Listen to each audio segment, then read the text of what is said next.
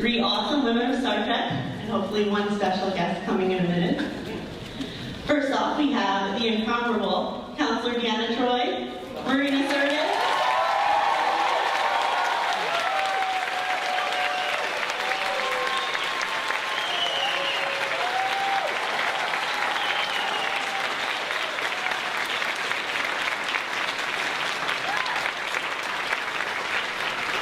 next up, Major Kira Nerys, Nana Visitor.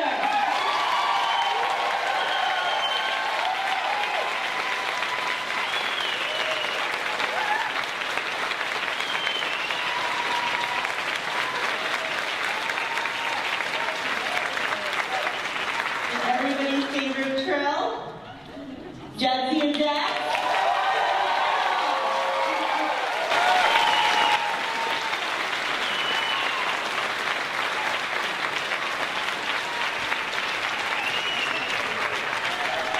Welcome, ladies. Thank you so much for being here today. Thank you, Amy. Before we start, Megan, what time is my TNG follow-up? You have an hour and then 15 minutes after this panel. Okay. She's lots of time. All right. So today we're really going to celebrate your characters and the legacy of women in Star Trek, and a franchise that has lasted for 50 years, and it's had such an incredible impact. We'll talk a little bit about 50 years, a little bit about the impact of seeing your face over and over again on all sorts of merchandise and all sorts of ladies. They come in and tell you how much they love you and how much they've inspired you. And again, just chat a little bit about that to start off. We can go down the line. Ring, you want to kick us off? We're not, it's not our 50th anniversary. I know I'm old, but I'm not that old. So, for those of you who, don't know, it's TNG's 30th anniversary next year.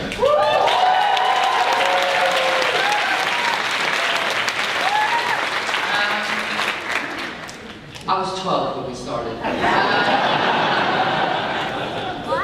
It's, you're gonna hate me, but Star Trek didn't influence me because I didn't watch it. So, on to the now, really. I really wasn't, I'm not a big, they're all gonna hate me. I'm not a big sci-fi fan, I have to be honest. I watch sports. I watch football, American football, and tennis, and I really don't have room in my life for much else between all that. But I have to say that having met the original cast, I don't call them classic Trek because I don't know what that would make TNG Diet Trek. But having met Michelle and having had the honour of working with Jimmy, and I didn't actually get to work with Dee, but obviously he was in our first episode. I realised then that I was part of something much bigger than me, and I felt a certain responsibility, to be honest, to continue the legacy and not suck. Really, yeah, and just don't suck, because this is huge, and people do take it seriously and love it. And have to be honest, being involved in Star Trek has totally changed my life. I never imagined when I was at drama school 100 years ago that I would end up on this show that impacted so many people. I've had people come up to me and say, "You saved my life." Which blows my mind because I'm just an actress, I learn my lines, I hit my marks, and I try not to bump into the furniture. So it's huge, it really is huge, and I feel it's a privilege and a blessing that I'm involved in this franchise. Really.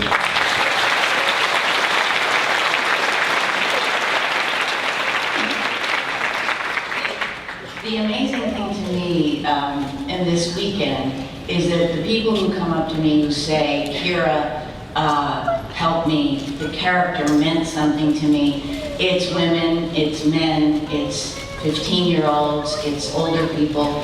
It goes all the way across. And the influence of Star Trek, and as Armin Schumann said the other day, the fact that it's all about hope, hope for the future and hope for the present.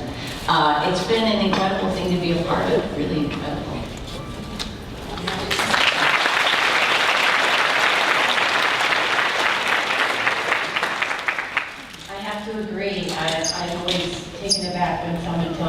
they became a scientist because of me playing Jadzia, and I'm always honored to be a part of that process that really works for people to feel inspired to do such big things. Forever grateful because Jadzia helped me become who I am today and helped me see the world in a much bigger way. And all of you guys are a part of that, and I love you so much, and it feels so amazing to be part of. To me, it feels like a Star Trek movement. We all are on the same page about caring for and having a passion for our brothers and sisters on the planet, and yeah, really, it's like holding how precious we are as human beings, and I'm so proud that to be a part of that, to be an ambassador of the Star Trek world. I love you guys.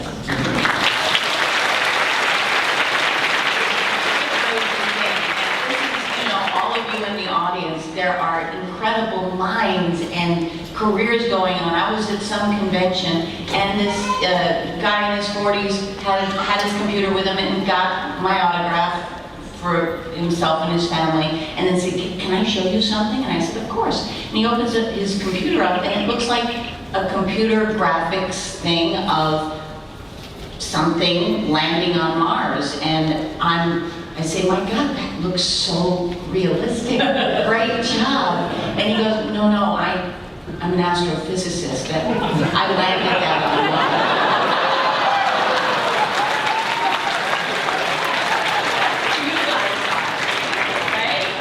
So when did you first realize, coming out of just being on the soundstage and acting all the time, into the convention scene, when did women and teenagers and girls start telling you that you had impacted their confidence and impacted their career choices? Like, what was the first instance of that, and what was your reaction? Well, it wasn't instant for us because, let's be honest, some of you guys weren't happy when we came along. That's nobody here. Yeah, I can see a couple. Yeah, I mean, the first conventions that we did at the TNG cast, and I was pretty much the first person to start doing conventions on a regular basis. And, I'd be in a room in Columbus, Ohio with 30 people all glaring at me saying, "How dare you try to take the place of our heroes," So that went on for about a year or so. And then, obviously, it changed. But I never really get used to. I never get used to that. I never get used to people telling me that. We had a wonderful convention. I think it was in Chicago.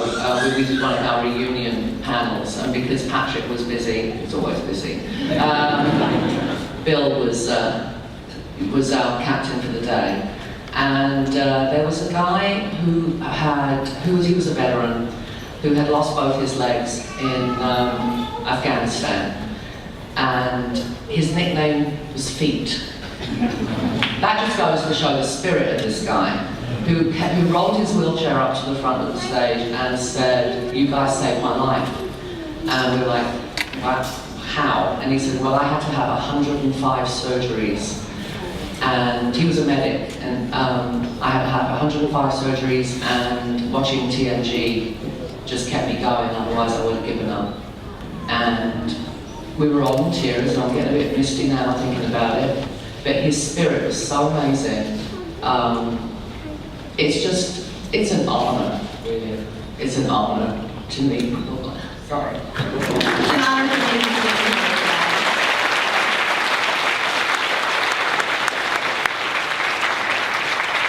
Now you guys have to follow up that story. In Vegas, there was this young Marine who came up who was in my son Buster's battalion in Afghanistan. And he said, we tried not to torture him too much about it. That, we watched the show and they love us, our characters. And these guys, are watching us in Afghanistan and getting through, and it's just like, God, I can't think of a better thing we could have done. It's a weird way to be with your son, when he's off to war, but I was there with him.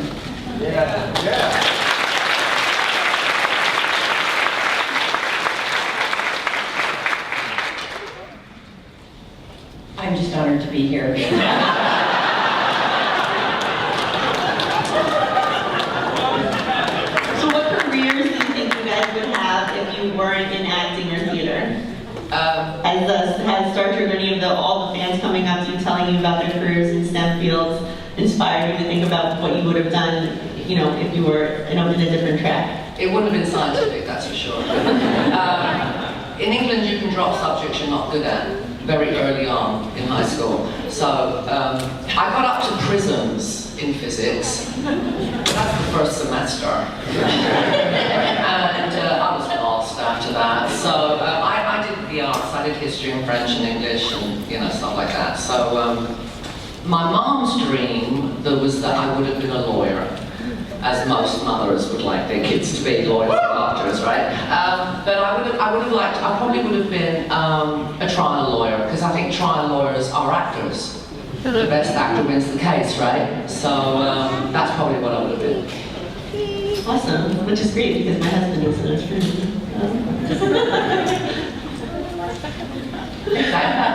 This one's Right here. Hi. Hi, Amy's husband. Shout out, honey. How about you, Nana? I don't read too much into this. I don't really know why, but I would like to conduct subways in New York City. Even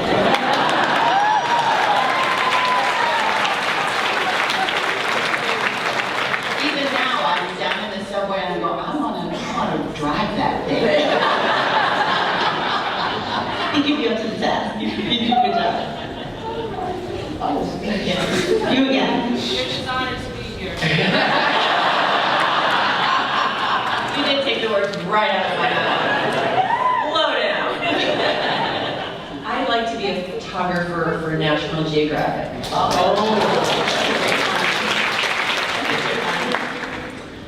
So let's talk about Deanna. So her background as revealed in Imzadi, which I know is not script, but it is read by a lot of the fans, was that she was a botanist. She was a botanist? Yes. Did you see And I really love that book. The story was all about how Riker and Troy had first met, obviously, but one of my favorite instances was finding out that she had this full science background before she got into psychiatry. So do you think if they'd given Deanna this background, would it have added more dimension to the character, and how do you think your storylines would have been the same or different? A botanist. Has everybody seen The Martian? Did we have planets on the Enterprise? Yes? We did. Well, that's another way that I'm not like Deanna Troy. I can kill a plant at 100 paces. No, honestly, I visited a friend in Nashville and she had orchids and I was in her house for less than 24 hours and all the flower petals had dropped off. I didn't even touch them. I lived with you. I know, you know. I have In her path. I have plastic plants now. I can't kill them. No, I really, you know what? I think that's something that Peter David cooked up, wrote Imzadi. I don't know where the heck he got it from. Wasn't ever mentioned on the show. I think you have to remember, people, that the books really bear no relation to the TV show. I think that fact that he gave her that background really speaks to people wanting to give Deanna, like, flesh her character out more. Actually, more dimension. why couldn't it be something like a nuclear physicist? Or, you know, molecular biologist or something? Yeah, a botanist. But I'm actually a bit miffed, actually, that he only made me a botanist. Really, but you stopped science at prisms. Exactly.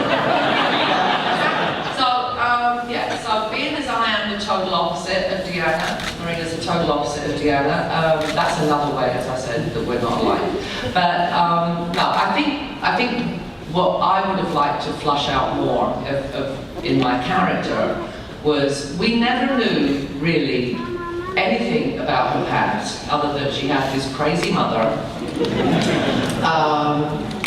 and she worked out. Right? And I used to say to the writers, you know, what else does she do? And they would say to me, well, what do you want her to do? And I'm an idiot, and I would say, well, you're the writer, think of something.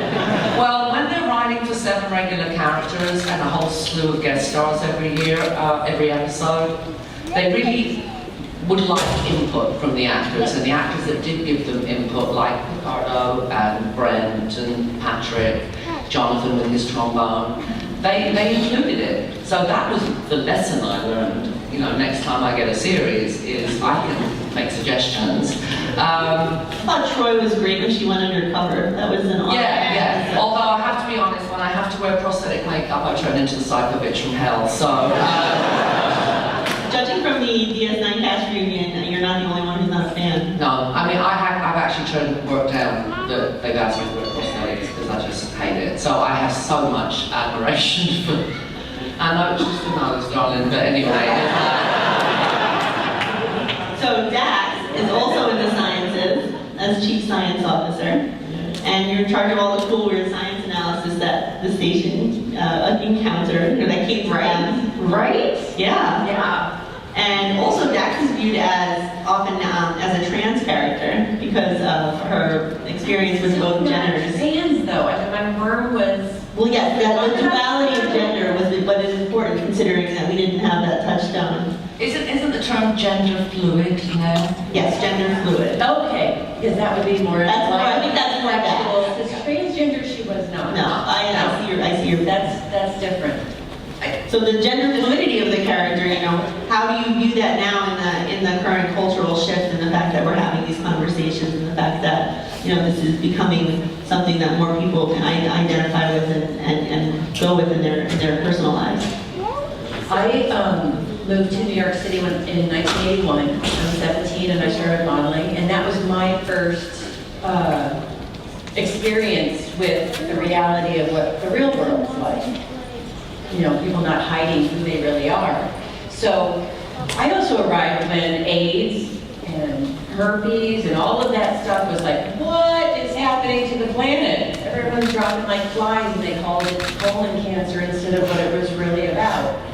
So by the time we were doing Deep Space, I was already, these are my friends that passed. Yeah. These are people that I love very much that were safe to be themselves. So when I got to be Dax and bring this forward or be part of telling the story of my friends, I was just honored. So for me, it's just been a long time coming, and I think the world kind of goes in and out of being kind of okay about it, and hopefully we're coming to a place where things really start becoming equal, and we stop judging each other for things we don't understand about each other.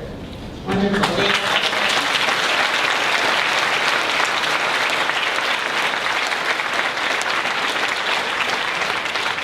So Kira faced the most struggle growing up of the three characters we have represented here today. Did you meet my mother? As someone who has dealt with that in their personal life, let me tell you, I feel you. So yes, Kira being in the labor camp fighting for freedom, you know, she could have had a tragic end. She really could have. But the fact that she wound up in the Bajoran military and she kind of wound up in this, you know, Starfleet structure, you know, how do you approach balancing her passion and her anger within the structure of the Starfleet, you know, model? Well, she didn't balance it very well at first. And it's awesome we got to see that expression. And you got to see that, which was wonderful. And really, we weren't really that familiar with post-traumatic stress. Buster taught me not to say post-traumatic stress disorder because it's normal reactions to horrific events that put these, you know, all kinds of people, but in this instance, I was a soldier, and the way she behaved, the anger, the distrust she had at the beginning, classic post-traumatic stress.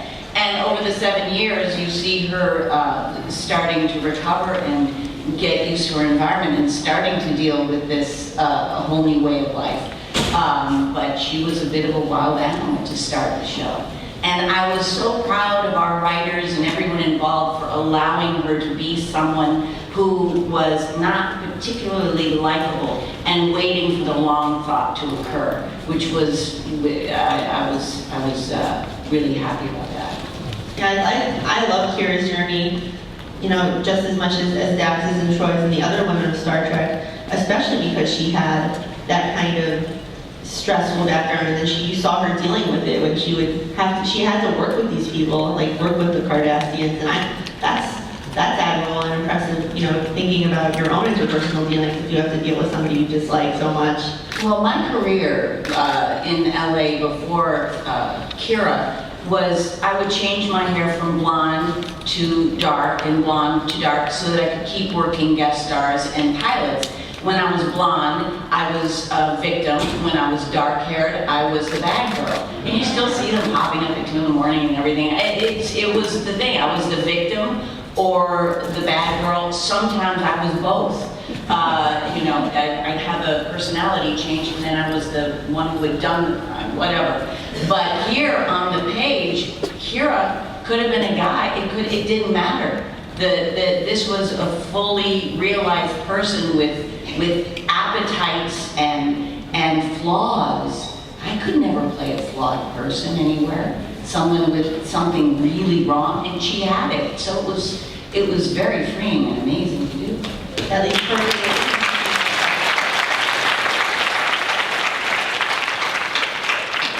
So, like you said, appetites. Let's talk about sex. Expressing the fact that you had sexual desires. Why is that important to show, especially as women, you know, and my blog, my little subheading is Lifestyle for Lady Geeks. So, you know, it's important to me and to a lot of fans that I've met that you can still like girly stuff, but you can still be a geek. You can still love this stuff. And how do you balance that with, you know, the more scientific and militaristic aspects of your characters? But that's just the point that of course, you know, we have all these things inside all of us. But you said, you know, you either got to be the victim or the bad girl, and this Star Trek really lets everyone take it to several other levels. To a truthful place where you have, you know, you want things and you make mistakes, and it was all very truthful. And I was thinking about it, one of my scenes with Odo, who was the love of my life, he wasn't even there. Luckily it was Odo, so he became like this shower around me, but the love scene was just me. And when you think of that, that's kind of interesting. It was all about the female. So each of you kind of had your anxiety as you went through the show. Well, until I kind of settled down with John, with number one, I was like the Enterprise bike.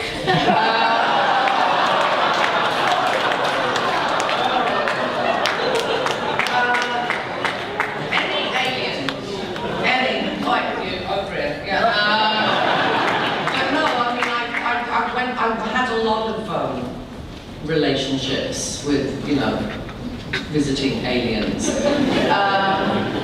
So I actually didn't mind that, to be honest, because I feel that, you know, there's always, when I was growing up, because I'm a child of the 60s, when I was growing up, there was a definite thing that boys were allowed to be bad and girls had to be good, you know, and that when boys went out and sowed their oats, it was, yeah. And when girls went out and sowed their oats, they were sluts, you know. So I actually exactly what I was going for. Thank you. So I love the fact that Troy just did it with whoever she wanted to do it with, you know. Yeah. Because I've always felt, you know, that there should not be one rule for girls and one rule for boys. That we're both the same, and we both have the same desire.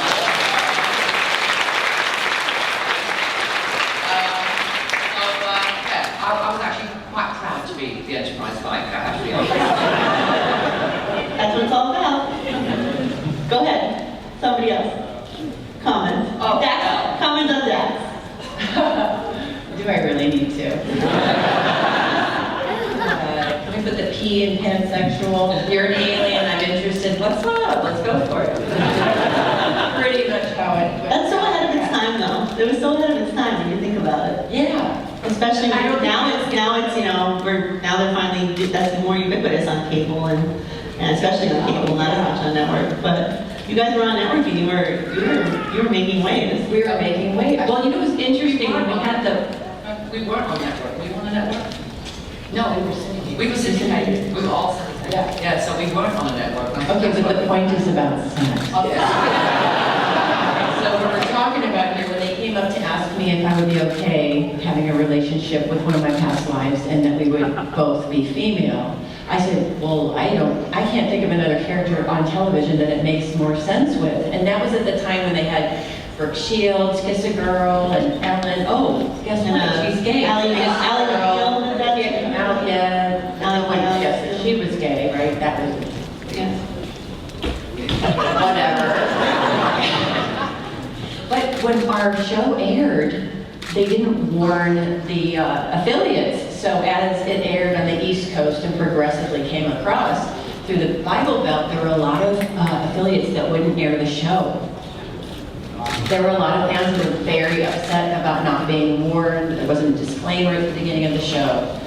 And I was really hurt to hear that. I was really surprised. In TOS, they had sponsors pulling out when Uhura and Kirk kissed. This is like the same tradition. Yeah. Well, I would stop watching when I was kissing Ward. Nope. Or breaking his bones, for that matter. So Kira got to, if you study Star Trek from an academic standpoint and you look at it through a feminist lens, you would talk about feminist agency, which is the character's ability to choose her own path. And Kira has just a slight bit more feminist agency than Captain Janeway. She has the most agency in all Star Trek, and that's because she's had successful relationships with both genders. Right. So what do you think in terms of like her being, she dated the Vedic, she dated Odo, she was able to play, she had, female friendships as well. It's very important for viewers to see that and to be able to identify with that and see women as friends and not as competition. That was the beauty of it. There were no agendas, there were no female agendas. And as I said at the beginning of this panel, today it dawns on me even more. There are men and young boys and girls who come up who say that they found something in Kira. It was her struggle to work in a place that she felt like she was the outsider. That's really what she was. It even went beyond sexual mores and everything. She was an outsider and struggling with herself and her world. And she spoke to people because of that. And that really says the most to me, that it went beyond, people just saw her as a person. Yeah, so I have a little something to show you guys. We talked about this at my literature panel. Look, Marina, you get a choice. Oh, Marina has two outfits. Marina has two outfits. Our little Beverly Hills shopper. So at my literature panel, one of our panelists, Jonathan Alexandrados, he is a professor and he talks about the importance of action figures and world building when you're a kid. And so the importance of young girls being able to insert themselves into this story through your characters. What have you experienced in that regard when it comes to kids that are playing with these toys and being able to see themselves in you? First of all, don't take them out of the box.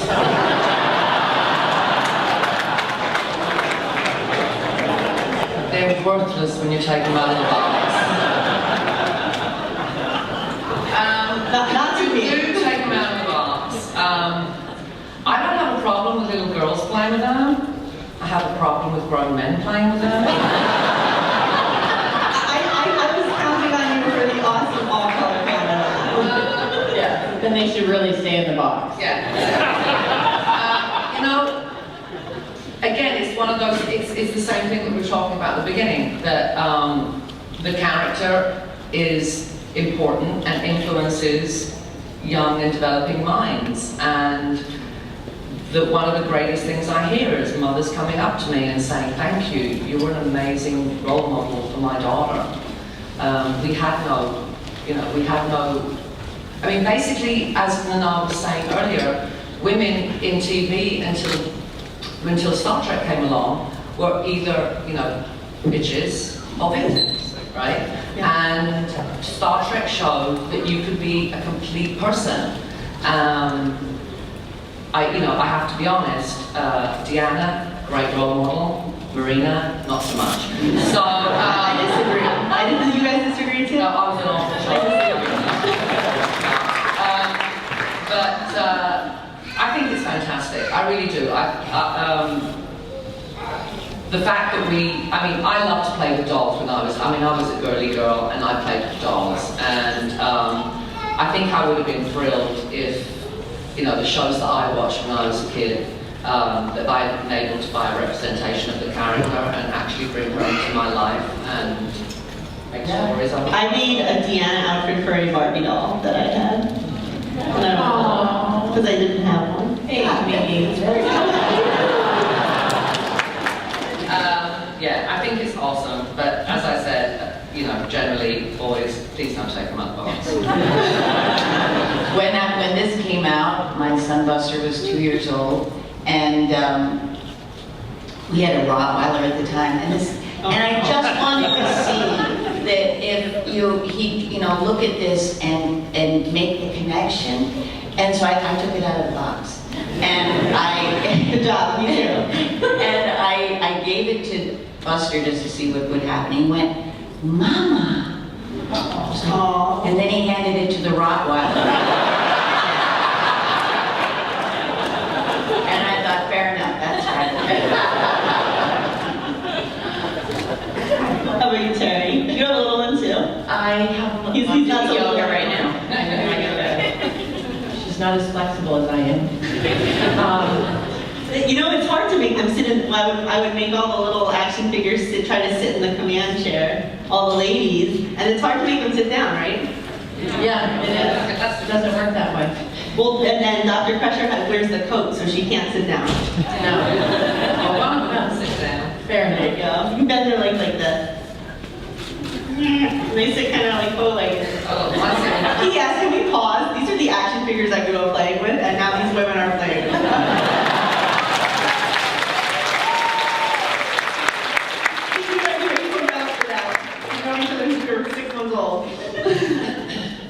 Terry, how about your thoughts here? You have like a kid and how he's grown up playing. Well, Max, when he was little, it was the doll size, the top, and God, I hope he's not in here because he'd kill me. Max, are you in here? Well, he was like 2 or 3. He would take my clothes off, Mama's clothes off. Off the Barbie dolls. You can do that and you cut their hair. And back on, but you know what? I think he saw me naked most of the time. I nursed until he was 3 and a half, so it was like the girls were like, "Yay, milk bar, milk bar." But that's all I was, That's awesome. Just a milk machine. And also important for little girls. So you know the Bechdel test. The Bechdel test is a scale that has been applied to media by Alison Bechdel. A show needs to have, or a movie needs to have 2 female characters with a name that talk to each other about something other than a man.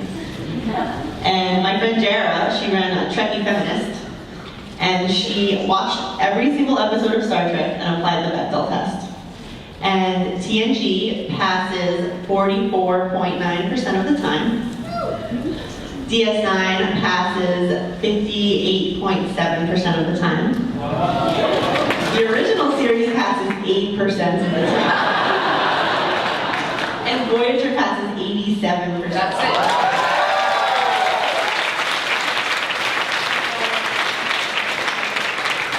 So you can see when you have the presence of strong women in strong roles, it makes a huge difference. I mean, most of our blockbusters fail this test because there's usually only one woman, Yeah. and she doesn't really talk to another woman if there's one there. Well, I mean, I think it was amazing that I'm not surprised at those numbers at all, because 8% in the original series, and of course in my series, both the women were in caring professions, Then we got to DS9. We didn't care at all. Then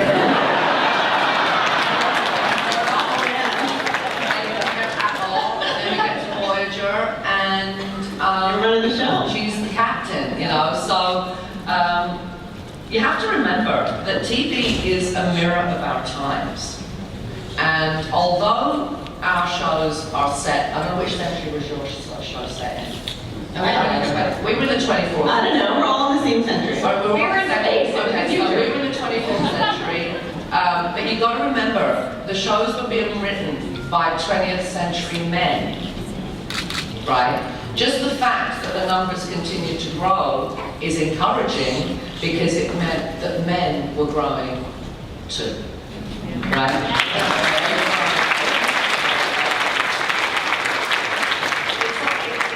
There's no downside, you know, when it comes to Star Trek. It evolves, and I think it's always a little step ahead of society. It's not 3 centuries ahead, but it's a little step ahead, and that can't be a bad thing. You know. Anyone else care to comment on the situation? Absolutely true. I mean, we were able to do on Deep Space Nine what we did because they had pushed the envelope, and then we pushed the envelope, and it's this process.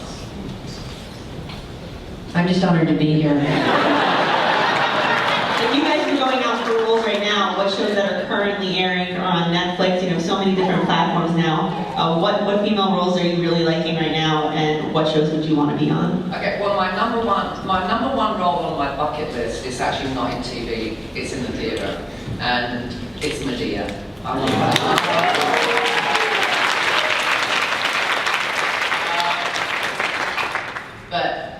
I watch a lot of, I do, when I'm not on TV, I'm watching TV, I have to be honest. And I love a lot of shows, but I really love Game of Thrones. And I'm the only British actress who isn't on Game of Thrones. Well, this season the women they're taking over. I know, but they're in England and I'm in America. There's a slight travel problem. So, but I keep dropping hints, so maybe we'll get back to it eventually. I think it'd be great. Wouldn't you like to see her on Game of Thrones? I can see you running over those houses, just like the little Liana. Not Liana. I would be mean though. I would be really. I would like to give Lena Headey a run for her money. Oh, you can do it. How about you, Nana? Yeah. You know. Yeah. Who said that? I'm sitting here thinking about it. I binge watch all the shows. I love them all. But really, I like to go back to the station and be commander of the station.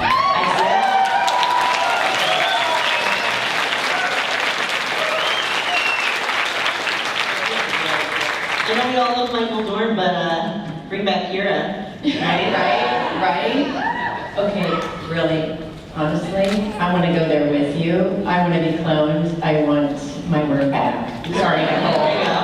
And because I miss working with you, and I love you like a sister, so it's so great, yeah.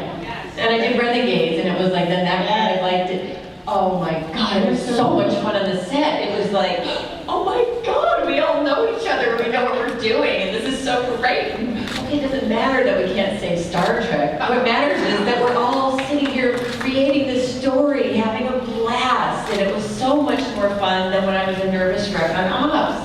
So, yes, I'd love to go back to the world I know. Isn't that great? You have that like.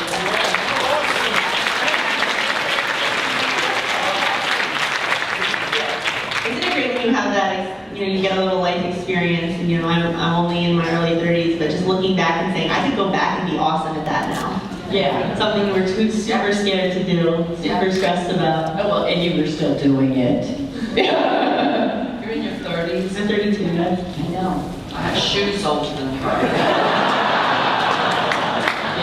So here, let's lead into that next one. What advice do you have for the girls who grew up watching you, who in their 20s and 30s now they're balancing their careers, they're balancing families, you know, they still think about you and how you inspire them and draw confidence from that. What is your advice? Well, I'm going to be a bit brutal here. Be brutal. We were sold a bill of goods. My generation was the generation of the pill being invented, which in my opinion was the most important invention of the 20th century.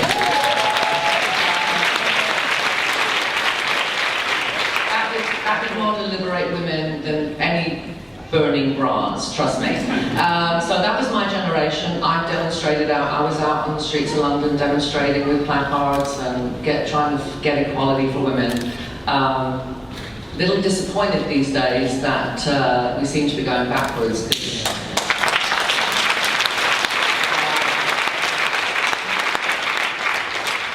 You know, I shouldn't say this, but when I watch the Kardashians, I'm like, what the hell was I doing back then demonstrating that this is what we come to?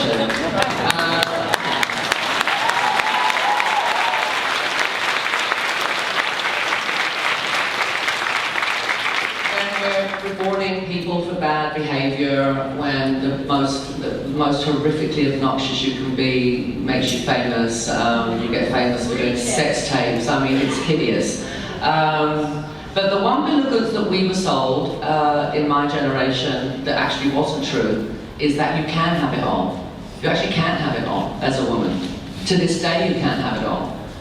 There are very few, especially in America, because you don't get maternity leave, paid maternity leave, and paid maternity leave like we get in Europe.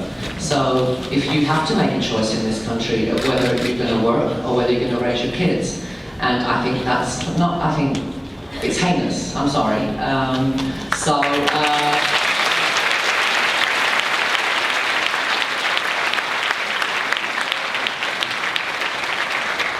I'm going to get so much shit for this because I've been warned not to be too political, but I care about this stuff. And I don't think women should have to make a choice. I think we should be able to have it all. And I will fight to my last breath for that to happen.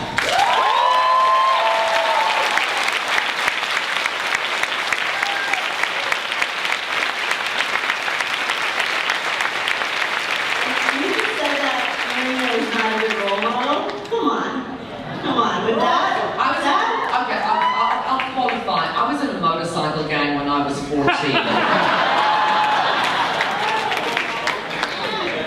Well, that's so badass. I would say to young women at this point in my life, and I did have children and have a career, and I think what I would say is the gift of imperfection, the gift of going, you know what? B is enough in terms of how clean my house is. It's okay if the boys look a little ragtag and we're going outside the house. It just accepting that if you are going to have a full life, it's not all going to be perfect, and it doesn't have to be Martha Stewart to be good. And I think that's right.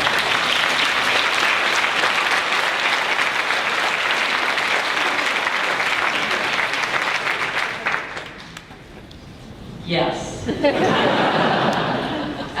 I left my career to raise my son, so I watched what Nana went through on Deep Space Nine, and I thought, how can you have a baby and never get to see a baby? And Buster would come to the set and think, oh my God, she'd have like 20 minutes with him, and then we'd work 24 crazy hours, and we'd have a 9.5-hour turnaround, and then you're back again. It was insane. I would say to everyone, be your best advocate. You be your own best friend, because you know when you're too tired, you know when you've done too much, and you know when you're saying yes too often and you need to say no, and not because you're doing something else that you can qualify to somebody else, but sometimes you just need to go home and be alone at home, or just sit out in your backyard and enjoy nature, or whatever that is for you. But take time for yourself to be a human being and enjoy the time we have being together.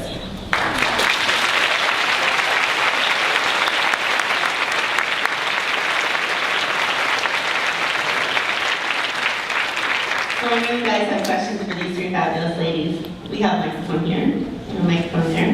We will line up and try to get to as many of you as possible before we wrap up in about 15 minutes or so. So let's see. Early bird over here, you get to go first. Is that one? Those two microphones are set? Thank you. My name is Kiwi, and I apologize. I don't really have a question. You can make a comment. That's okay. Yes, that's what I want to do. I'm 32, like you, and I grew up with the next generation, and I'm sorry if this is very emotional for me. Who I am as a person has been defined by the actions of the ladies. And I know they're your characters, and you didn't necessarily pick those things, but I grew up with Tasha Yar and Deanna and Kira and Jadzia, and Janeway and all those folks, and I'm a huge advocate for women because of what you have created in the world. You've created a movement, you've created, like you said, we all look to the future and wonder when we're going to have what the characters had, the opportunities, and I studied psychology because of you. Sorry.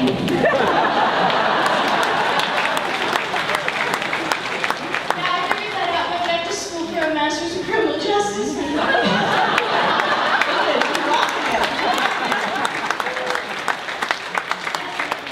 I work for the federal government because it's the closest to the Federation as I can get.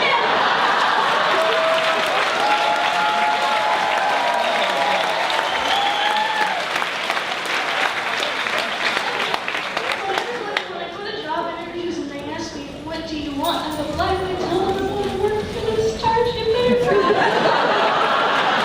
Thank you so much. Thank you.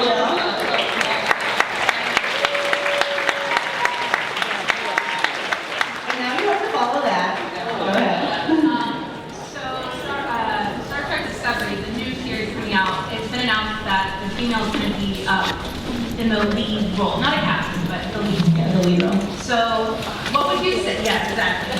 What would you say either to the young actress who's about to take this on, this responsibility, this privilege, or what storyline would you like to see for her? I mean, you think she would. Excellent question. Storylines. You know, I think that's kind of limiting, you know, a storyline. I think what we need to see is like Janeway plus, right? That's what we need to see. We need to see a woman who is comfortable in her power position. We need to see a woman who can say no. Women find it very hard to say no. Girls, it gets easier. Don't you say it the first time, it gets easier after that, okay? But I'm just thrilled. I didn't know that. I didn't know that it was going to be a woman. I'm just thrilled. Like I said, every Star Trek series really does propel women forward. And I'm pretty sure that CBS aren't going to let us down, and they're going to make us proud again. Really.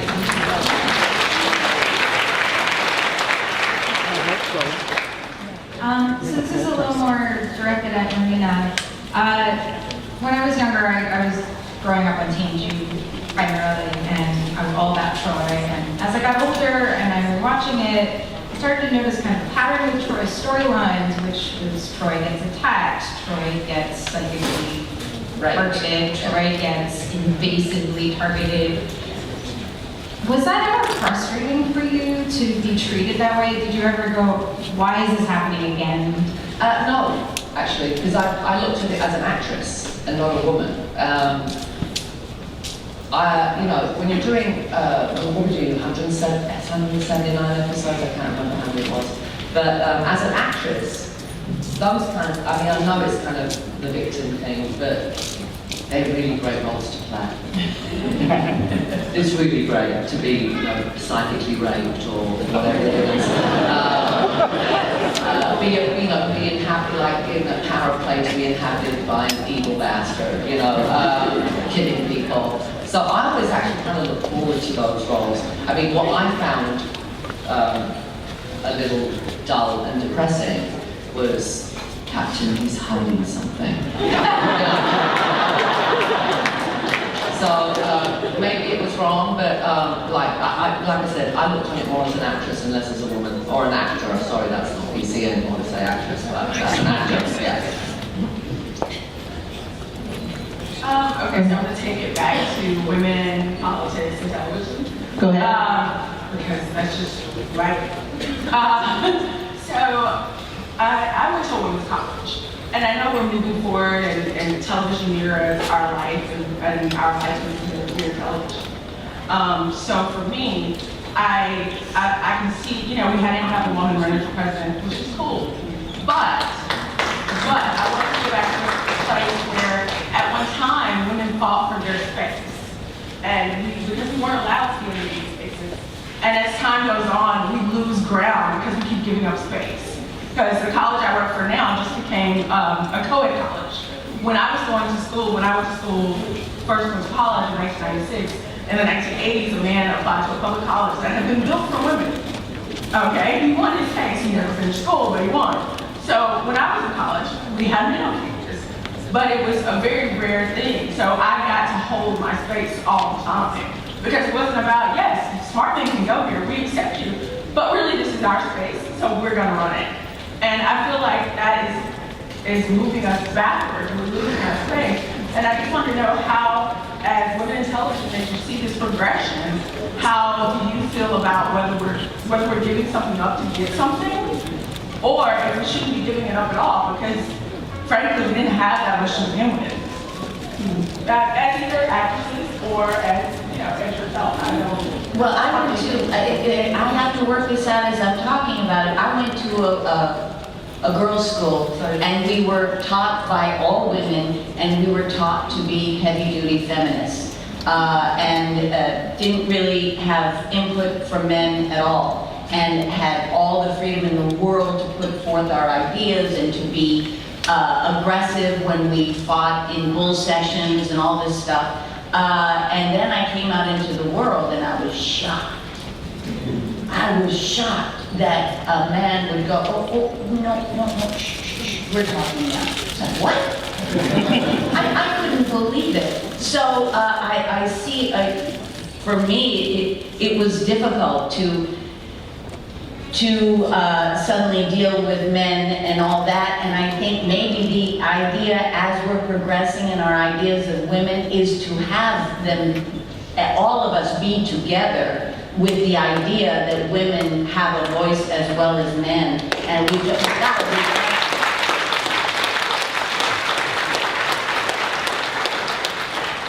Hollywood is not that. No, it's not. It's not. And however much we sit up here as three raging feminists, we... Four raging feminists.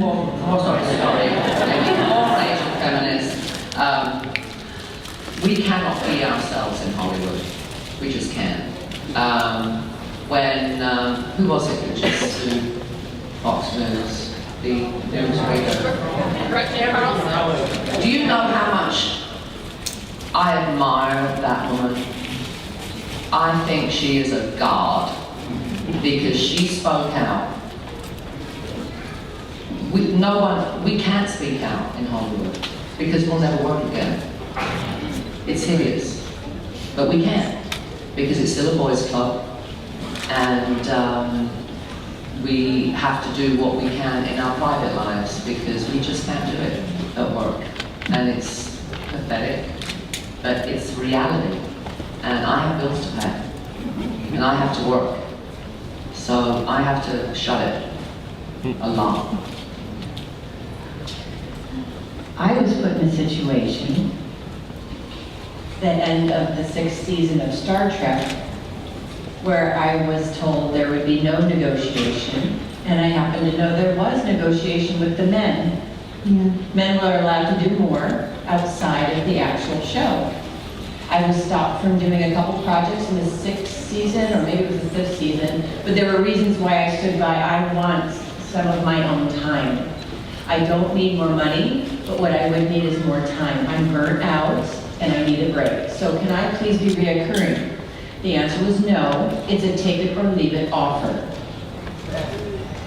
So I have been Dax for 6 years at this point. I've learned a lot. And I'm no longer the scared girl who showed up on the set, terrified on ops.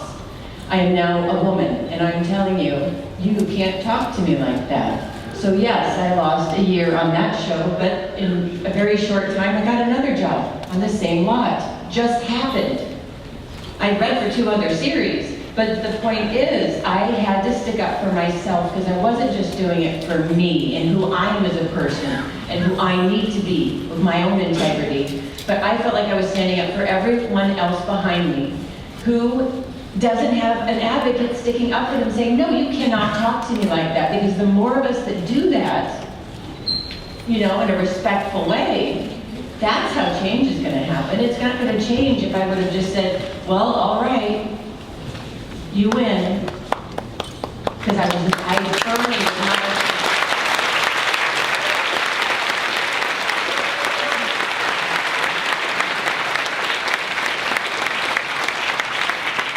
The other thing I want to say quickly, because, and it's about women, is that women do not support other women enough.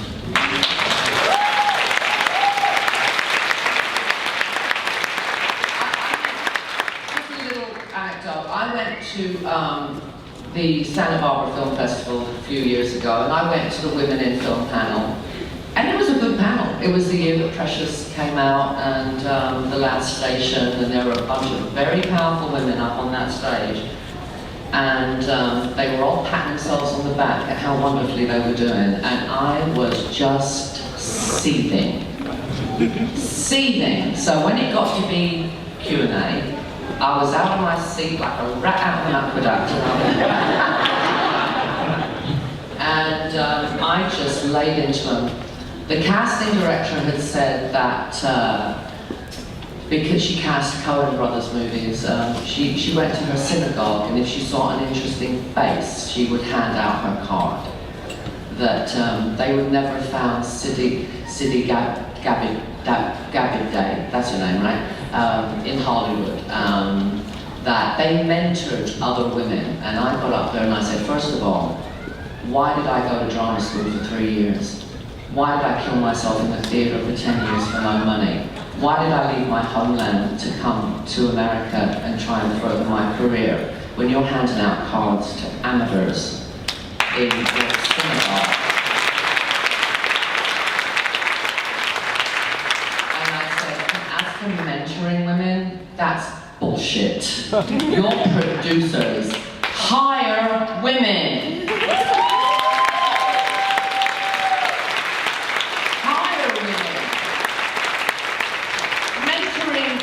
Slavery. You don't get paid when you get mentored, right? You are producers. Hire women. They turned on me. I didn't care. But that's one of the issues. We have to forward women's agendas. Women have to do it. Women in positions of power have got to stop trying to be in the boys' club and help other women.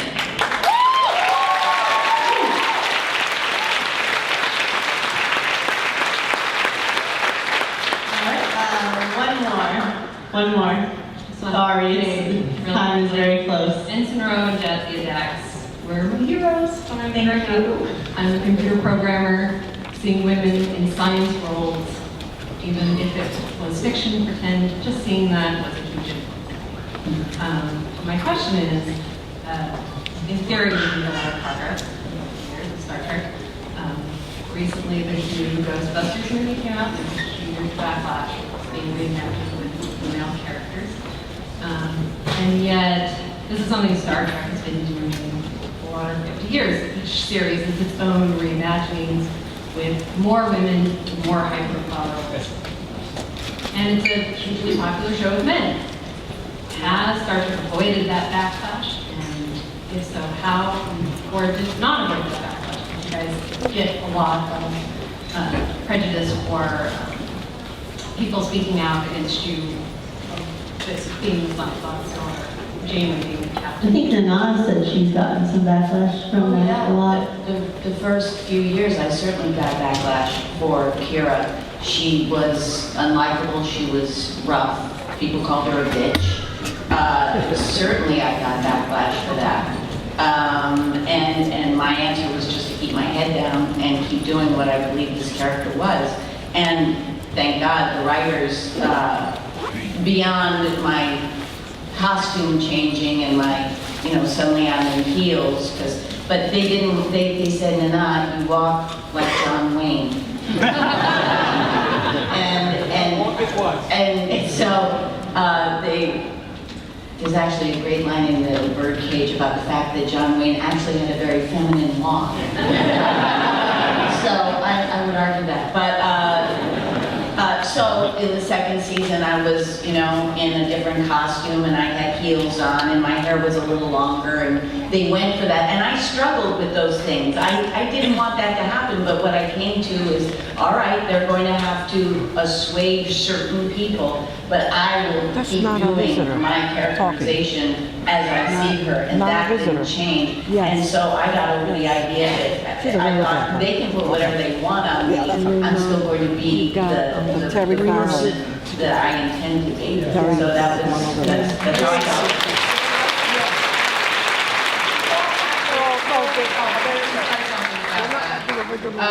Troy was the opposite of Kira, right? She was a real girly girl. But what I really liked about Troy, because this is the one way that Troy and Marina are alike. You can be a girly girl. I get my nails done, I get manicures, I get pedicures, I get facials, I get my hair done, I go out shopping, I wear high heels. Doesn't mean I'm not a strong woman.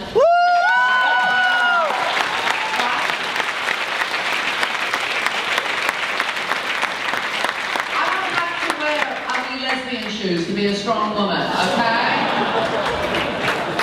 Alright, listen. Wow. You know what I mean? Hey, I wear those Birkenstocks. I know you do. My back loves them. But I'm a midget, so I wear 6-inch heels. There's a lot of things you do because you're a midget.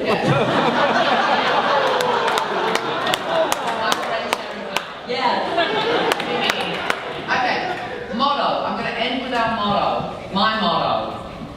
Bitches get things done.